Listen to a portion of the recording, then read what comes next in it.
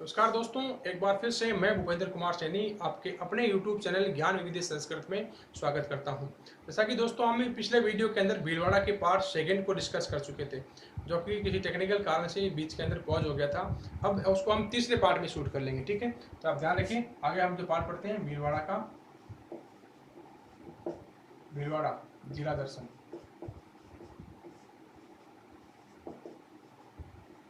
भाग 3, ठीक है। हम बात कर रहे थे शाहपुरा की, पिछले पार्ट के अंदर बात कर रहे थे, जो प्रमुख स्थान था शाहपुरा, इसकी बात कर रहे थे। शाहपुरा की बात कर रहे थे। तो राजस्थान की सबसे छोटी रियासत है, राजस्थान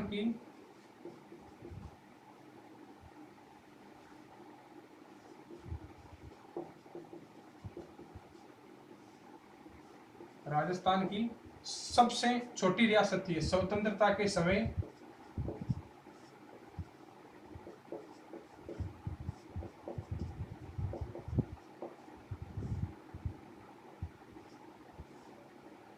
जब राजस्थान 1956 के अस्तित्व के अंदर नहीं आया था, 1947 में जब देश आजाद हुआ था, उस समय रियासतों को गठन करने का कार्य सरदार वल्लभ भाई पटेल को दिया गया था। लेकिन कह सकते हो कि जो राजस्थान के अंदर सबसे छोटी रियासत थी वो कौन सी थी? शाहपुरा थी। कौन सी थी? शाहपुरा थी, ध्यान रखना, ठीक है। और इस शाहपुरा जो रियासत थी, इसके शासक कौन थे? शासक 1947 के समय जब देश आजाद हुआ तो वो थे उम्मेद सिंह। कौन थे? उम्मेद सिंह, उम्मेद सिंह प्रथम, ठीक है। उम्मेद सिंह प्रथम थे। उम्मेद सिंह प्रथम ने कहा था कि अगर जब भी चांद की रोशनी होगी तो वो सबसे पहले कहाँ होगी? आपकी शाहपुरा के अंदर होगी। कहाँ पे होगी? शाहपुरा के अंदर होगी। यानी इनका अर्थ था कि अगर कहीं पर भी लोकतांत्रिक सरकार अगर राजस्थान में गठन होगी तो सबसे पहले वो कहाँ होगी? शाहपुरा के अंदर होगी। तो ध्यान रखना कि राज्य में प्रथम लोकतांत्रिक या उत्तरदायी सरकार की स्थापना, उत्तरदायी सरकार की स्थापना यहीं पर होती है। ध्यान रखना, राजस्थान के अंदर प्रथम लोकतांत्रिक या उत्तरदायी सरकार की स्थापना है, वो भी आपकी कहाँ होती है? शाहपुरा के अंदर ही होती है। ध्यान रखेंगे आप, ठीक है। फिर अगले फैक्ट की बात करें शाहपुरा के अंदर, तो प्रमुख स्वतंत्रता सेनानियों की जन्मस्थली है।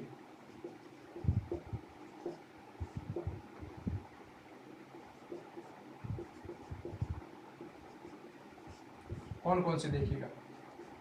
प्रताप सिंह, केसरी सिंह बारट, सॉरी शुरू करते हैं केसरी सिंह बारट से। केसरी सिंह बारट, फिर जोरावर सिंह बारट,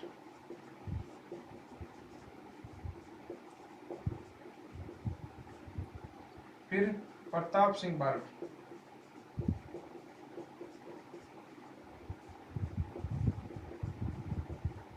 प्रताप सिंह बारट, इनकी ये जन्म स्थली रहा है, ठीक है। केसरी सिंह बारट आप जानते हो चेतावनी चुंगटिया जिन्होंने लिखी थी, आप कह सकते हो जो मेवाड़ के महाराणा है फतेह सिंह को दिल्ली दरबार में शामिल होने से रोकने के लिए, ठीक है, 13 सोर्टे जिसे कहा जाता है, वो लिखी थी, ठीक है। जोरावर सिंह बारट इनके भाई हैं और प्रताप सिंह के चाचा हैं। प्रताप सिंह बारट जो केसरी सिंह बारट के पुत्र हैं, इन दोनों ने मिलकर दिल्ली के अंदर लॉर्ड होर्डिंग्स पर बम फेंका था, ठीक है। क्या फेंका था? बम फेंका था, जिसके अंदर इनको जेल भी हुई थी। किसको? प्रताप सिंह बारट को। और जोरावर सिंह बारट है वो भूमिगत हो जाते हैं और प्रताप सिंह बारट को जेल होती है और कई प्रकार से जेलों के अंदर ट्रांसफर किया जाता और लास्ट में अंतिम समय में बरेली की जेल में इनकी मृत्यु होती है। किसमें? बरेली की जेल में। और मृत्यु होती है इनकी 23 सितंबर को। कब होती है? 23 सितंबर को। 23 सितंबर को मृत्यु होती है। इसी कारण यहाँ पर शहीद मेला लगता है। क्या लगता है? शहीद मेला लगता है, ठीक है। याद रखना, प्रताप सिंह बारट की याद के अंदर 23 सितंबर को मेला लगता है। प्रताप सिंह बारट एक ऐसे स्वतंत्रता सेनानी हुए थे, ये कह सकते हो कि जिनको कैद कर लिया गया था और इनके हाथ से इनकी जागीर चली जाती है। तो अंग्रेज अधिकारी इनको प्रलोभन देते हैं कि तुम्हारे पिता से तुम्हारी जागीर जा चुकी है और तुम्हारी माता दर दर की ठोकरें खा रही है, उसका आश्रय देने वाला कोई नहीं है। अगर आप पूरे साथियों का बता देते हो, उनका नाम बता देते हो, तो तुम्हें मुक्त कर दिया जाएगा, आज़ाद कर दिया जाएगा। तो ये कथन कहते हैं कि मैं अपनी माँ को खुश करने के लिए या एक माँ को खुश करने के लिए हजारों माँओं को दुखी नहीं कर सकता। ऐसे वीर प्रताप सिंह बारठ थे। कौन थे? वीर प्रताप सिंह बारठ थे। ठीक है, तो आप कह सकते हो कि जो प्रमुख स्वतंत्रता सेनानी थे राजस्थान के, उनके जन्म स्थली कौन सा रहा है? शाहपुरा रहा है। कौन सा रहा है? शाहपुरा। अब बात करें आगे शाहपुरा के अंदर कि इसके अंदर और कौन कौन से प्रमुख फैक्ट हैं। ठीक है, तो ध्यान रखना शाहपुरा के अंदर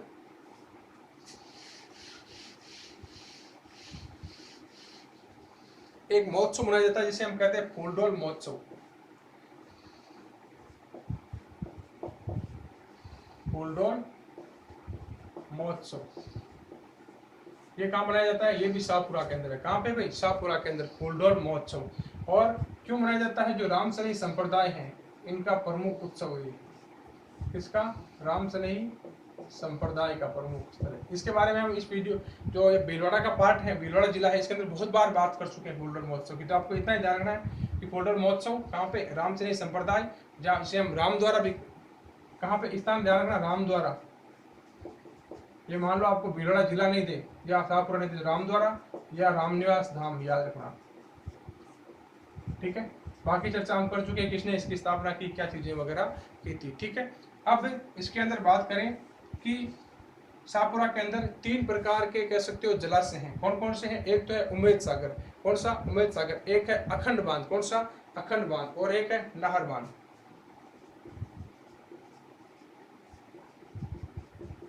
उम्मेद सागर, नाहर सागर और एक है आपका अखंड बांध। ये भी तीनों की तीनों कहाँ है? आपके शाहपुरा के अंदर है। कहाँ पे है? शाहपुरा के अंदर है। ठीक है, तो ये आप ध्यान रखेंगे। ठीक है, अब बात करें कि शाहपुरा के बाद में जो भीलवाड़ा के प्रमुख स्थल हैं या प्रमुख पर्यटन स्थल है वो कौन कौन से हैं। एक यहाँ पे है रूठी रानी का महल है। कौन सा? रूठी रानी का महल है। ठीक है, और ये कहाँ पे देखिएगा,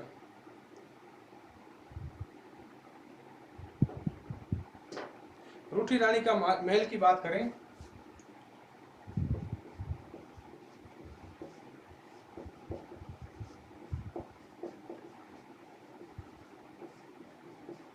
वो महल अलग है, अजमेर के अंदर है, जो ताराबाई की स्मृति के अंदर बनाया गया था अजमेर वाला, वो अलग है, ये अलग है। रूठी रानी का महल ये धोड़ में है। कहाँ पे है? धोड़। कहाँ पे है? धोड़ पर, धोड़ स्थान पर है। ठीक है, और ये रूठी रानी का महल महल नहीं होकर एक शिवालय है। क्या है? शिवालय है, एक मंदिर है। क्या है? मंदिर है, ध्यान रखना। ये एक महल नहीं होकर एक शिवालय है। क्या है? शिवालय है। ठीक है, याद रखेंगे क्या है? ये शिवालय है। और इस शिवालय का नाम है पट शिवालय। क्या नाम है? पट शिवालय, ध्यान रखना। कौन सा? पट शिवालय। ठीक है, इसे कहते हैं यशोदा देवी का पट शिवालय। यशोदा देवी का पट शिवालय। ठीक है, क्या याद रखेंगे? यशोदा देवी का पट शिवालय है। यह रूठी रानी का महल यही स्थित है। ठीक है, ये शिवालय है। क्या? शिवालय है, याद रखेंगे आप, शिवालय है ये। ठीक है, तो रूठी रानी का महल कहाँ पे है? दौड़ के अंदर। कहाँ पे है? दौड़ के अंदर, ये भी आप याद रखेंगे। फिर बात करें कि अगला जो स्थान है उसका नाम है बनेड़ा। कौन सा? बनेड़ा। बनेड़ा, बनेड़ा को कहते हैं, यहाँ पर भी कर सकते हो कि कई प्रकार की नग्न मूर्तियां मिली हैं, इसलिए इसे कहते हैं भीलवाड़ा का खजुराहो। भीलवाड़ा का खजुराहो इसे कहते हैं। क्या कहते हैं? भीलवाड़ा का खजुराहो। किसे कहते हैं? अगर आपसे क्वेश्चन किया जाए तो आप याद रखें किसे कहते हैं? बनेड़ा को कहते हैं। किसे कहते हैं? बनेड़ा को। ठीक है, तो ये आपके जो प्रमुख फैक्ट हैं, कह सकते हो कि जो पर्यटन और दर्शनीय स्थल थे भीलवाड़ा के, ये कंप्लीट होते हैं। अब पढ़ते हैं अपन इसके अंदर कुछ प्रमुख बावड़ियाँ कौन कौन सी हैं, प्रमुख इसके अंदर बावड़ियाँ और प्रमुख जो दुर्ग हैं वो कौन कौन से हैं। पहले चर्चा करें अपन प्रमुख बावड़ियाँ।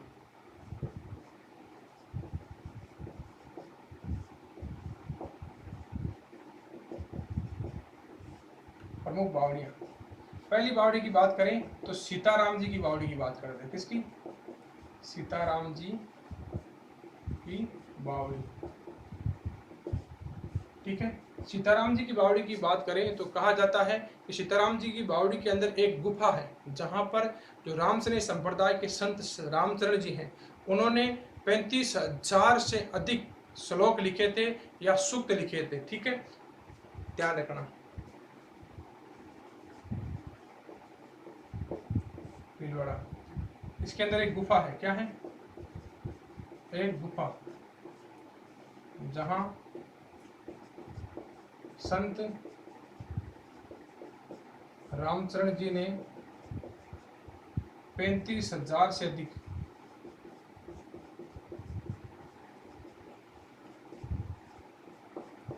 पदों की या दोहों की रचना की गई। ठीक है, ध्यान रखिए, सीताराम जी के बावड़ी के अंदर यही फैक्ट है। आपसे पूछा जाए संत रामचंद्र जी के द्वारा जो पदों की रचना वो कहाँ पे की गई थी? सीताराम जी की बावड़ी भीलवाड़ा के जो अंदर गुफा है उसके अंदर की गई थी। ठीक है, आगे बात करें तो अगली बावड़ी जो आती है उसका बावड़ी का नाम है आपके चौकी बावड़ी। कौन सी बावड़ी? चौकी बावड़ी।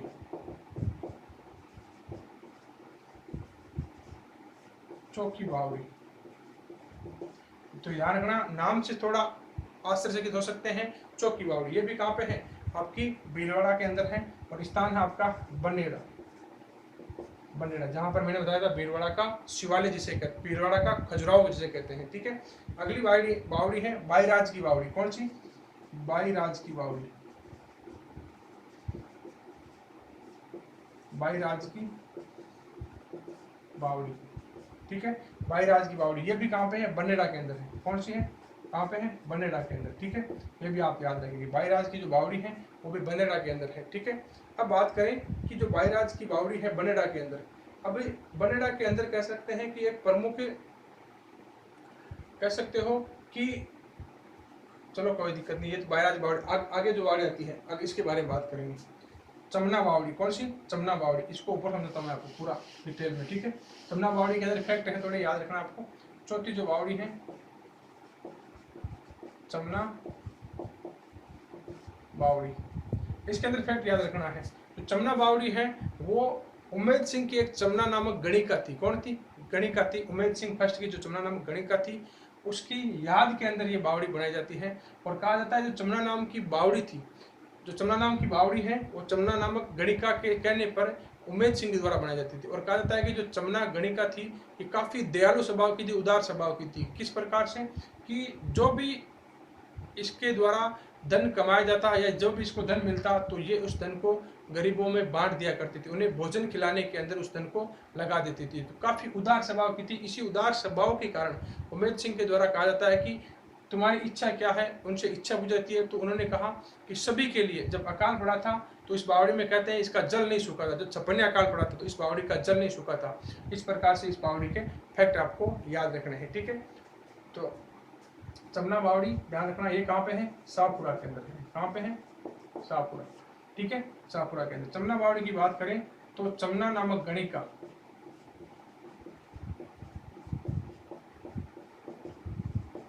गणिका के कहने पर उमेद सिंह ने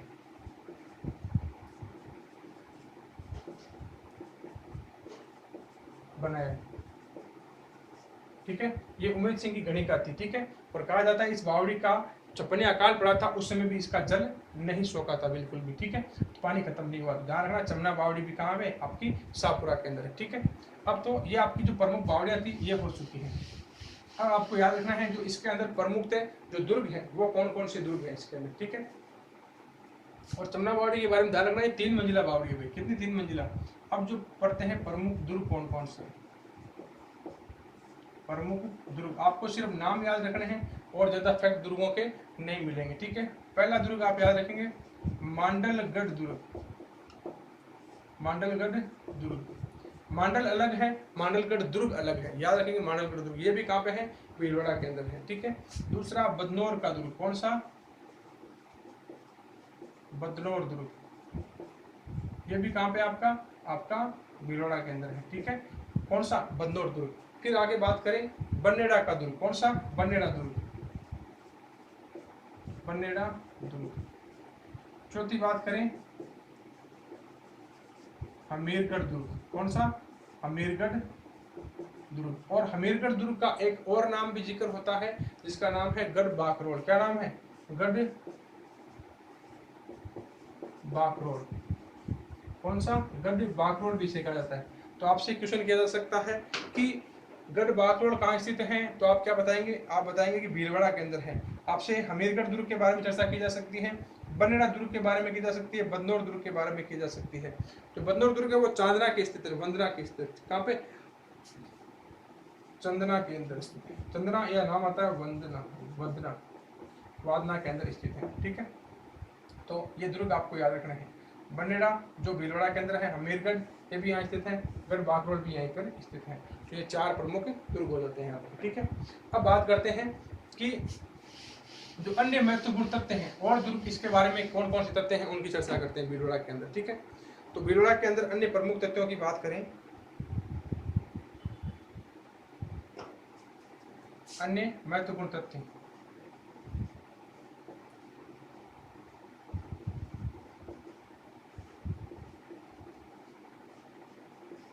अन्य महत्वपूर्ण तथ्यों की बात करें तो सर्वप्रथम ध्यान रखना कि भीलवाड़ा में, भीलवाड़ा जिले में कोई अभ्यारण्य नहीं है। क्या नहीं है? कोई किसी प्रकार का अभ्यारण्य नहीं है।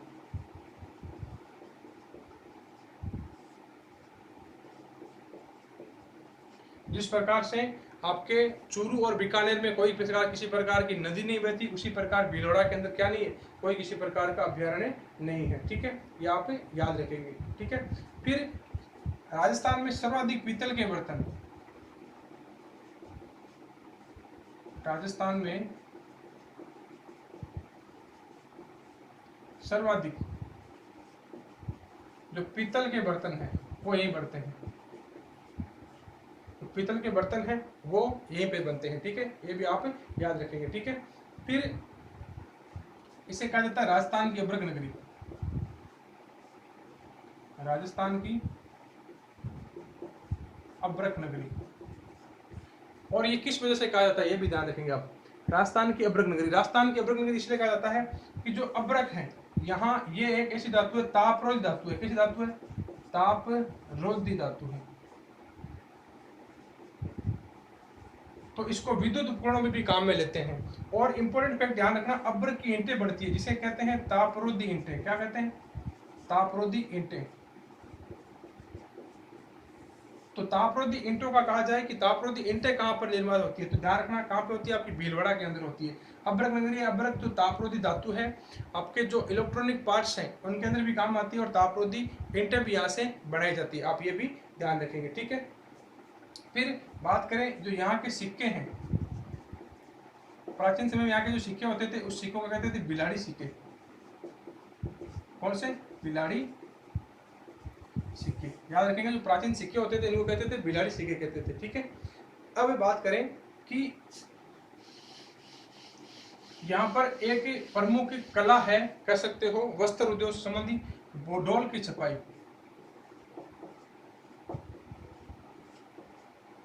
बोडोल की छपाई, बोडोल की छपाई।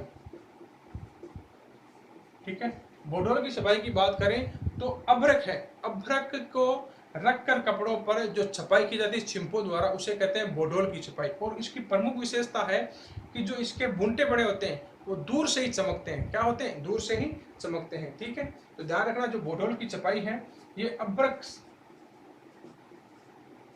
अभ्रक के कारण इसे कहते हैं बोडोल की छपाई। क्या कहते हैं? बोडोल की छपाई।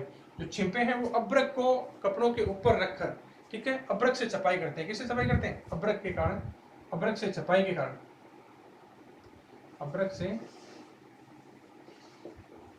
छपाई के कारण जो छिपे हैं वो अभ्रक से छपाई करते हैं, छिपे।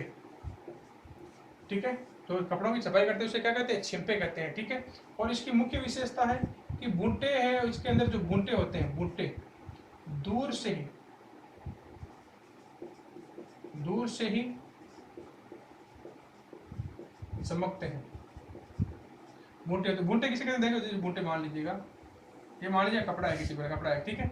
इस पर जो मान लीजिएगा जिस प्रकार किसी प्रकार की कोई आकृति बना दी गई, तो मान लीजिए ये बना दी गया, ये बना दिया, यानी जो विभिन्न प्रकार की आकृतियां होती हैं उसे हम क्या कहते हैं, बूटे कहते हैं। क्या कहते हैं, बूटे कहते हैं। ध्यान रखना, कपड़ों पर बूटे कहते हैं इन्हें, ठीक है। तो ये अब्रक के बनाए जाते हैं, इसीलिए इसे क्या कहते हैं, बोडोल की छपाई कहते हैं। क्या कहते हैं, बोडोल की छपाई। और होती किसे छपाई, अब्रक से होती है। किसे होती है, अब्रक से। इसी कारण इसे कह सकते हैं बोडोल की छपाई। तो ये भी भीलवाड़ा की है। कहाँ की है, भीलवाड़ा की है, ठीक है। अब बात करें तो यहाँ का जो प्रमुख नृत्य है, एक राजस्थान के अंदर नृत्य कई बार चर्चा में रहता है, आंगी नृत्य। आंगी गैर नृत्य कह सकते हो, या आंगी नृत्य भी नाम आता है। दो प्रकार के नाम आते हैं इसका, ठीक है। आंगी नृत्य भी नाम आता है और आंगी गैर नृत्य भी आता है। आंगी गैर नृत्य भी कहा जाता है, आंगी नृत्य, ठीक है। ये क्या होता है कि जो आपकी अंगरखी है, अंगरखी से लंबा चोला पूरा पहना जाता है, ठीक है। जो पायजामा होता है बड़े से आकार का, वो पहन के ये गैर नृत्य किया जाता है, ठीक है। आग से नहीं खेला जाता इसके अंदर। होली के दिन ये किया जाता है गैर नृत्य। इसके लिए कह सकते हो आंगी गैर नृत्य भी कहाँ का प्रसिद्ध है, भीलवाड़ा का प्रसिद्ध है, ठीक है। अब इसके बाद में बात करें माछ ख्याल। माछ ख्याल, माछ ख्याल की बात करें तो कह सकते हो कि एक विशेष प्रकार की लोक कला है। इसके अंदर ख्याल, जो माछ ख्याल का रूप, ख्याल का एक रूप है माछ ख्याल, ख्याल का एक रूप है, ठीक है। और इसके जनक हैं बक्सूलाल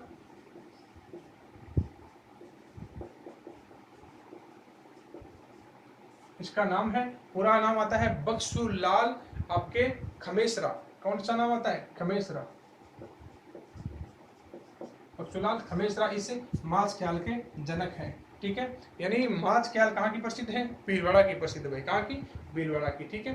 फिर एक व्यक्तित्व है जिनका नाम याद रखेंगे, जानकी लाल भांड, ठीक है। इनका संबंध है बहरूपिया कला से। किससे, बहरूपिया कला से। और इनका भी जो कह सकते हो संबंध है वो भीलवाड़ा से है। और जानकीलाल भांड को कहते हैं मंकी मैन। क्या कहते हैं, मंकी मैन। यानी बंदर का इतना बढ़िया ये स्वांग करते थे जिनके कारण इनको मंकी मैन कहा गया। और बहरूपिया कला को इन्होंने राष्ट्रीय स्तर पर नहीं, अंतर्राष्ट्रीय स्तर पर, विश्व में पहचान दिलाई थी, ठीक है। इन्हें कहा जाता था मंकी मैन, मंकी मैन। और इन्होंने विश्व स्तर पर बहरूपिया कला को प्रसिद्ध किया था। किस कला को, बहरूपिया कला को प्रसिद्ध किया था। और इन्हें मंकी मैन कहा जाता है। मंकी मैन ऐसे नहीं कि जो बंदरों को पकड़ने का कार्य करते हैं, इसलिए नहीं, इसलिए कहा जाता है कि बंदर का बहुत बड़ा अच्छा स्वांग करते थे। बहरूपिया कला, बहरूपिया कला जानते हो, यानी विभिन्न प्रकार के कलाकृतियों को अपने रूप पर धारण करना, जैसे रावण बनना, राम बनना, बंदर बनना, कई प्रकार के जानवरों के चित्र करना, कई प्रकार के धार्मिक चित्र करना, ये कहलाता है आपका बहरूपिया कला, ठीक है। फिर उसके बाद में बात करें कि जो आगे प्रमुख है जहाजपुर, एक स्थान आता है जहाजपुर, याद रखना जहाजपुर। ये भी कहाँ पे आपका, भीलवाड़ा के अंदर है। कहाँ के अंदर, भीलवाड़ा के अंदर। और यहाँ पे इंपॉर्टेंट बात है, यहाँ पर महाभारत कालीन अवशेष मिले हैं, महाभारत कालीन अवशेष मिले हैं। यहाँ से क्या मिले हैं, महाभारत कालीन अवशेष मिले हैं जहाजपुर स्थान से। ये आप याद रखेंगे, ठीक है। अब बात करें कि यहाँ पर एक स्थान है बरूदनी, काफी इंपॉर्टेंट है भाई, ध्यान रखना, बरूदनी स्थान, बरूदनी। यहाँ पर मुर्दों की होली निकाली जाती है, ध्यान रखना, मुर्दों की होली। ऐसा नहीं है कि जो मुर्दा मर गया और उसकी होली निकाल रहे, नहीं, होली के दिन जो मुर्दों की होली नहीं है, स्वांग टाइप का होता है, यानी पूरा मुर्दे की टाइप व्यक्ति को बना के फिर उसकी होली निकालते हैं। बहुत से लोग मुर्दे बनते हैं, जीवित व्यक्ति ही मुर्दे बनते हैं। ऐसा नहीं है कि मुर्दों की फिर होली निकाल दी मरने के बाद, ऐसा नहीं है, ठीक है। फिर भीलवाड़ा के अंदर ध्यान रखना कि मेमू कोच फैक्ट्री लगाई गई है, coach factory. MEMU coach factory की बात करें तो रेलवे के जो छोटे छोटे, रेलवे के द्वारा लगाई गई। किसके द्वारा, रेलवे के द्वारा। यहाँ पर क्या होगा, जो रेलवे के छोटे छोटे डिब्बे हैं उनका निर्माण किया जाएगा। किसका, रेलवे के छोटे छोटे डिब्बों का यहाँ पर निर्माण किया जाएगा, ठीक है। और बात करें कि जो भीलवाड़ा का जो नाहर नृत्य प्रसिद्ध है, कौन सा, नाहर नृत्य या नाहर स्वांग, ये प्रसिद्ध है। ठीक है, भीलवाड़ा का नाहर नृत्य या स्वांग। ठीक है, और एक इंपॉर्टेंट बात ध्यान रखेंगे, जो वनस्पति घी की प्रथम इकाई है, वनस्पति घी की प्रथम इकाई वो कहाँ पर स्थापित है? आपके भीलवाड़ा में है। और बात करें वनस्पति घी की सर्वाधिक संभावना वाला क्षेत्र कौन सा है, तो वो भरतपुर है, क्योंकि वहां पर सबसे ज्यादा वनस्पति तेल की उत्पादन ज्यादा है, इसलिए कह सकते हैं वहां पर। लेकिन जो प्रथम इकाई की स्थापना हुई थी वो कहाँ पे हुई थी? भीलवाड़ा के अंदर हुई थी। ठीक है, तो कह सकते हो कि प्रमुख प्रमुख जो आपके जितने भी फैक्ट है भीलवाड़ा के बारे में हमने चर्चा कर ली है। पार्ट 3 हुए, लेकिन बहुत बड़ा पार्ट बन गया 3 पार्ट, तो आपके कह सकते हो कि भीलवाड़ा पूरा हमने इसको कवर कर लिया है। भीलवाड़ा को हमने चर्चा की थी कि भीलवाड़ा को अब्रक नगरी क्यों कहा जाता है, भीलवाड़ा को विभिन्न प्रकार के नाम किस प्रकार से दिए गए थे, राजस्थान का इसे मैनचेस्टर क्यों कहा गया था, वस्त्र नगरी क्यों कहा गया था, सारी चर्चा हम कर चुके हैं। इसके अंदर हमने मैनाल, बिजोलिया, मांडलगढ़ कई प्रकार के स्थान पढ़े हैं। मैनाल भी पढ़ा है, मांडल भी पढ़ा है, मेजा बांध हमने पढ़ा है, कई प्रकार के बांध पढ़े हैं, और इसके अंदर बागोर सभ्यता भी हमने पढ़ी है। ठीक है, तो पूरे के पूरे कह सकते हो जिले के अंदर पूरे फैक्ट कवर होते हैं। आपके जितने भी एग्जाम होते हैं, आरएस तक का एग्जाम, इसके अंदर कह सकते हो जो फैक्चुअल क्वेश्चन है वो इसके अंदर आपको क्लियर होते हैं। धन्यवाद दोस्तों, आपको ये वीडियो अच्छा लगे तो वीडियो को ज़्यादा से ज़्यादा शेयर करें, चैनल को ज़्यादा से ज़्यादा आप सब्सक्राइब करें, और कोई भी किसी प्रकार की कोई मानवीय त्रुटि हो तो कमेंट बॉक्स में आप उसे लिखें। धन्यवाद दोस्तों।